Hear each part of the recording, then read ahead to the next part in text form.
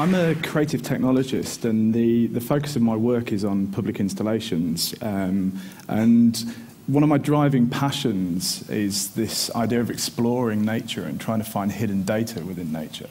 And it seems to me that there's this latent potential everywhere, all around us. Everything gives out some kind of data, whether it's sound or smell or vibration. And through my work, I've been trying to find ways to harness and unveil this.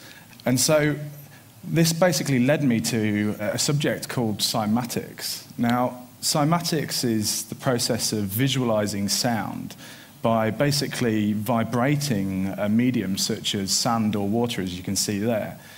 So if we have a quick look at the history of cymatics, beginning with the observations of resonance by Da Vinci, Galileo, the English scientist Robert Hooke, and then Ernest Chladni. And he created an experiment using a metal plate, covering it with sand, and then bowing it to create the Chladni patterns that you see here on the right. Moving on from this, the next person to explore this field was a gentleman called Hans Jenny in the 1970s, and he actually coined the term cymatics. And then bringing us into the present day is a fellow collaborator of mine and cymatics expert, John Stuart Reid, and he's kindly recreated for us the Chladni experiment.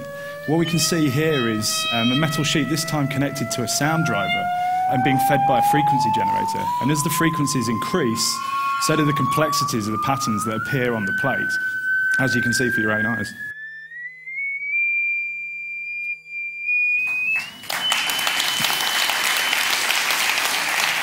So, what excites me about cymatics? Well, for me, cymatics is an almost magical tool. It's like a looking glass into a hidden world, and through the numerous ways that we can apply cymatics, we can actually start to unveil the substance of things not seen. Devices like the cymoscope that you can see here are being used to scientifically observe cymatic patterns, and the list of scientific applications is growing every day. For example, in oceanography, a lexicon of dolphin language is actually being created by basically visualizing the sonar beams that the dolphins emit, and hopefully in the future we'll be able to gain some deeper understanding of how they communicate. We can also use cymatics for healing and education. This is an installation developed with school children where their hands are tracked, and it allows them to control and position cymatic patterns and the reflections that are caused by them. We can also use cymatics as a beautiful natural art form. This image here is created from a snippet of Beethoven's Ninth Symphony playing through a cymatic device. So it kind of flips things on its head a little bit. And this is Pink Floyd's Machine playing in real time through the cymoscope.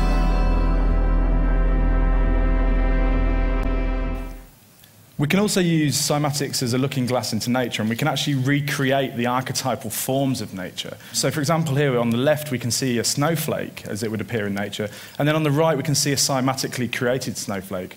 And here's a starfish and a cymatic starfish, and there's thousands of these. So what does this all mean? Well, there's still a lot to explore, and it's early days, and there's not many people working in this field.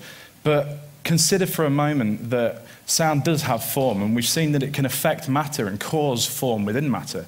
Then sort of take a leap and think about the universe forming, and think about the immense sound of the universe forming.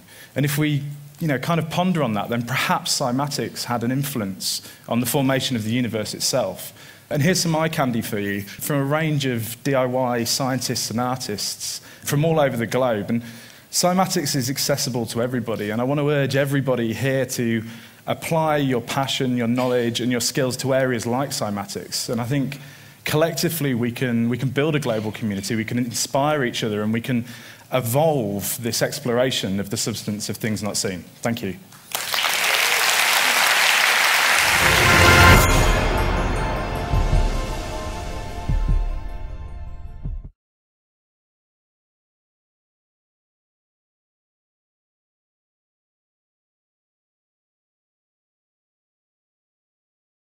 Ooh.